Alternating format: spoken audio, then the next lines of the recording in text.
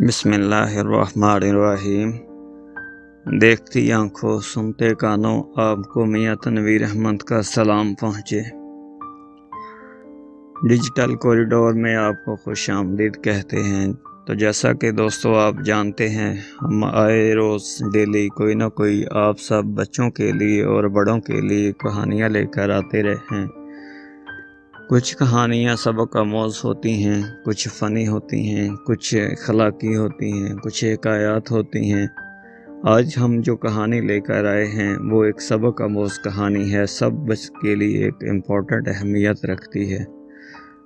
تو اس میں بڑوں کی عزت کے بارے میں جو ہے نا وہ بات کی گئی ہے۔ چلیں کہانی شروع کرتے ہیں وقت کو ضائع کیے بغیر۔ سب سے پہلے آپ دوستوں سے گزارش ہے کہ جنہوں نے چینل کو سبسکرائب نہیں کیا وہ چینل کو سبسکرائب کریں اور ہر ویڈیو کو کوشش کریں لائک کیا کریں، کمنٹ کیا کریں اور دوسروں تک شیئر کریں تاکہ دوسرے بھی لوگ بھی آپ کی وجہ سے کہانی کو سن سکیں۔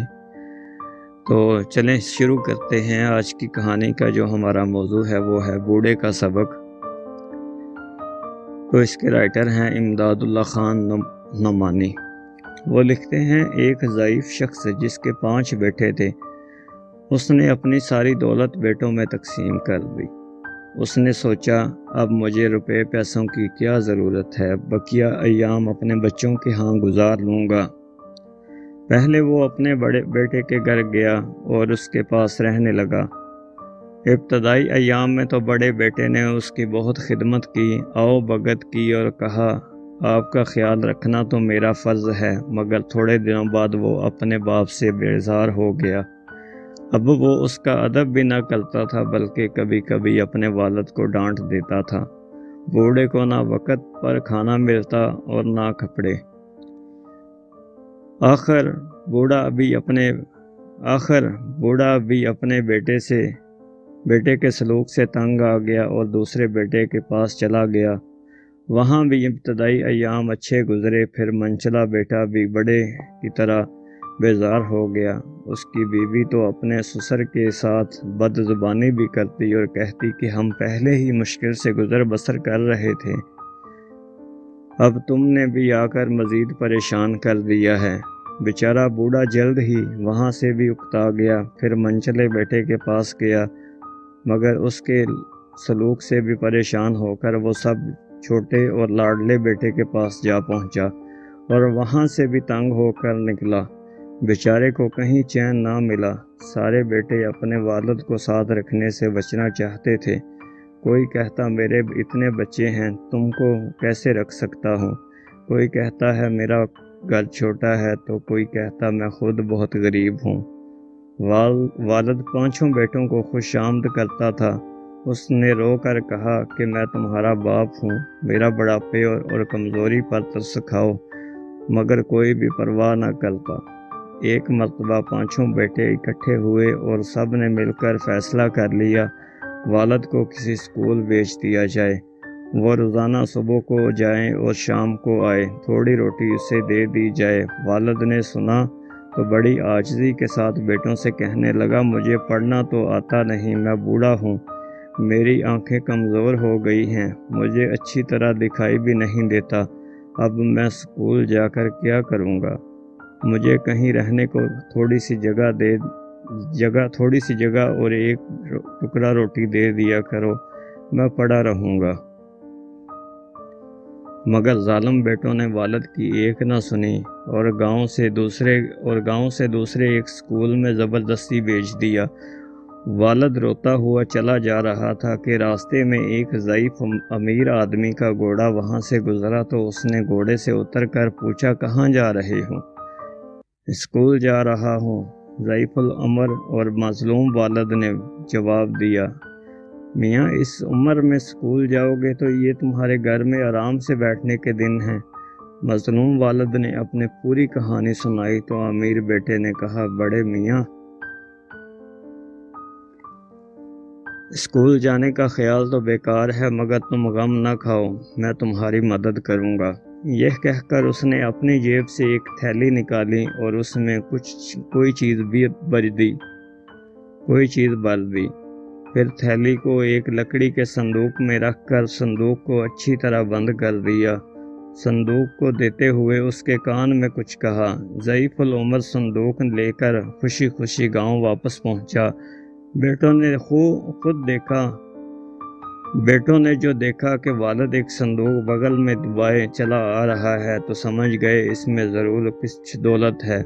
انہوں نے اپنے والد سے یہ نہ پوچھا کہ تم اسکول کیوں نہیں گئے، بلکہ سب خاطر تواضع میں لگ گئے، ہر ایک اسے اپنے گھر چلنے کو کہتا۔ پھر انہوں نے والد کو خوب کھانا کھلایا۔ کھانے پینے کے بعد بوڑھے نے کہا، میرے بچوں، اپنی جوانی میں نے کچھ دولت جمع کر کے جنگل میں دفن کر دی تھی، مجھے اس کا خیال بھی نہیں رہا۔ آج جو ادھر سے گزرا تو یاد آیا، زمین کھودی تو صندوق جوں کا توں تھا۔ اب یہ میری زندگی تک یوں ہی بند رہے گا، میرے مرنے کے بعد اسے کھولنا، اور تم میں سے جو میری زیادہ خدمت کرے گا اور بڑھاپے میں آرام دے گا، اس دولت کا زیادہ حصہ اس کو ہی ملے گا۔ یہ سن کر پانچوں بیٹے آپس میں لڑنے لگے کہ ابا کو میں اپنے پاس رکھوں گا۔ اب بوڑھا جس بیٹے کے پاس بھی جاتا اس کی خوب آؤ بھگت ہوتی، سب اسے کے کھانے اور کپڑے کا آرام کا خیال رکھتے۔ اس طرح بوڑھے کی زندگی مزے میں گزرنے لگی۔ بہت دنوں تک آرام سے زندگی گزارنے کے بعد بوڑھا مر گیا۔ پانچوں بیٹوں نے مل کر بڑی شان سے اس کو دفن کیا، شاندار فاتحہ کرائی،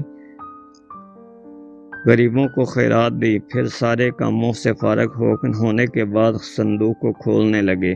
مگر صندوق کھولنے سے پہلے ہی پانچوں بھائیوں میں بحث ہونے لگی۔ ہر ایک کہتا، میں نے ابا کی زیادہ خدمت کی ہے، اس لیے بڑا حصہ مجھے ملنا چاہیے۔ آخر میں یہ طے پایا کہ سب میں برابر تقسیم کر لیں گے۔ صندوق کو کھولا تو اس میں سے بڑی خوبصورت ریشمی تھیلی نکلی، جس کا منہ بند تھا، اس میں چھن چھن کی آواز آ رہی تھی۔ بڑی بے صبری سے تھیلی کھولی اور فرش پر خالی کر دی، مگر کیا دیکھتے ہیں کہ اس میں سے کانچ کے چھوٹے چھوٹے ٹکڑے کر کے فرش پر پھیل گئے۔ اس پر پانچوں بیٹوں کو بہت غصہ آیا اور وہ آپس میں لڑنے لگے۔ گاؤں کے دوسرے لوگ یہ دیکھ کر خوب ہنسے اور ان نافرمان اولاد سے کہا، دیکھ لی اپنے بوڑھے باپ کی عقل، اسے اسکول بھیج رہے تھے نا تم سب، مگر اس نے اسکول گئے بغیر کیسا مزیدار سبق سکھایا۔ تو دوستو، والدین کی خدمت کرنا بہت ہی اہم ہے۔ یہاں ہی ہماری کہانی کا اختتام ہوتا ہے۔ تو والدین کی خدمت کرنا اولین جو ہے نا وہ ترجیح ہے۔ جو لوگ والدین کی عزت نہیں کرتے وہ ہمیشہ خسارے میں جاتے ہیں۔ جنہوں نے والدین کی خدمت کی ہے وہی جو ہے نا وہ کامیاب ہوئے ہیں۔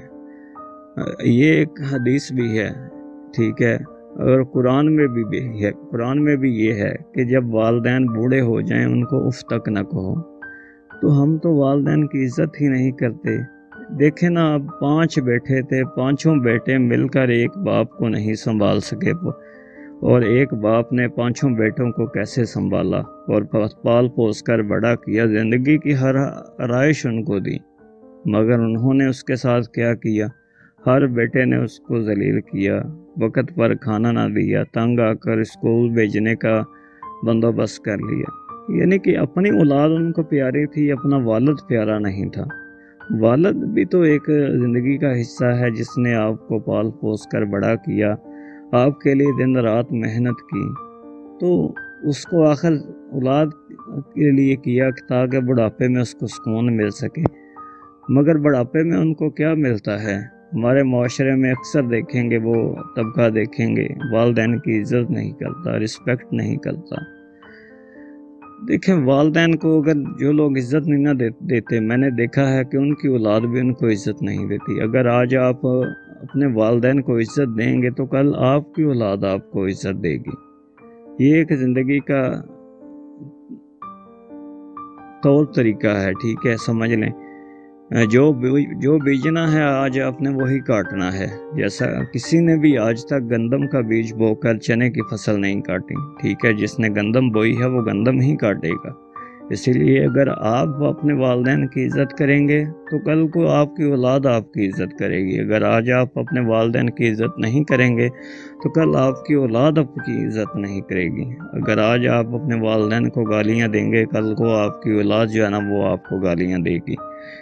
یہ سوچ سمجھ کر جو ہے نا وہ اب آپ نے فیصلہ کرنا ہے کہ کس طرح جو ہے نا وہ والدین کی خدمت کی گئی ہے، کرنی ہے۔ اللہ پاک نے نماز میں بھی جو ہے نا وہ ایک نماز ہے، نماز میں بھی والدین کی یعنی کہ مغفرت کا ذکر کیا ہے۔ اور آخری دعا میں رب اجعلنی مقیم الصلاۃ ومن ذریتی، اس میں بھی والدین کا ذکر کیا گیا ہے، کیونکہ اللہ پاک کو پتا تھا کہ اولاد جو ہے نا وہ دعا کرے نہ کرے، کم از کم اس میں اللہ پاک نے نماز میں بھی یہ حصہ شامل کر دیا کہ یا اللہ مجھے بھی بخش دے اور میرے والدین کو بھی، یعنی کہ ہر میکسیمم جگہ پر والدین کی خدمت کا ذکر آیا ہے۔ تو جن لوگوں نے والدین کی عزت کی ہے اس نے اچھا مقام پایا ہے۔ تو اپنے والدین کے لیے جن کے والدین زندہ ہیں، ٹھیک ہے، ان کے لیے ان کی خدمت کریں، ان کے ساتھ حسن سلوک اچھا کریں، ٹھیک ہے، اور جن کے والدین فوت ہو چکے ہیں ان کے لیے دعائے مغفرت کریں اور ان کے لیے کچھ ایسا کریں جو کہ ان کے لیے صدقہ جاریہ ہو اور ان کے لیے مغفرت کی دعا کریں۔ اللہ پاک ہم سب کو اپنے والدین کی خدمت کرنے کا اپنے والدین کی خدمت کرنے کا سبب بنائے اور ہم جو ہے نا اپنے والدین کی عزت کریں۔ اللہ پاک ہمیں اپنے والدین کی عزت کرنے کی توفیق عطا فرمائے۔ تو اسی کے ساتھ اپنے دوست تنویر احمد کو اجازت دیجیے، اور جاتے جاتے آپ سے پھر ایک ریکویسٹ کرتا ہوں کہ جنہوں نے میرا چینل ڈیجیٹل کوریڈور جس کا نام شارٹ ہے ڈی کوریڈور کو سبسکرائب نہیں کیا، برائے مہربانی وہ جو ہے نا چینل کو سبسکرائب کریں اور اپنے دوستوں تک شیئر کریں، ویڈیو کو مکمل دیکھا کریں اور لائک کیا کریں، کیونکہ ہر ویڈیو میں کوئی نہ کوئی سبق ہوتا ہے۔ جس طرح کہ اس ویڈیو میں والدین کا سبق تھا کہ والدین آپ سے بھی چالاک ہوتے ہیں، وہ بھی اس سٹیپ سے گزرے ہوتے ہیں۔ اسی طرح یہ سبق آموز کہانیاں ہوتی ہیں۔ تو اسی کے ساتھ اپنے دوست تنویر احمد کو اجازت دیجیے۔ اللہ ہم سب کا حامی و ناصر ہو۔ خدا حافظ۔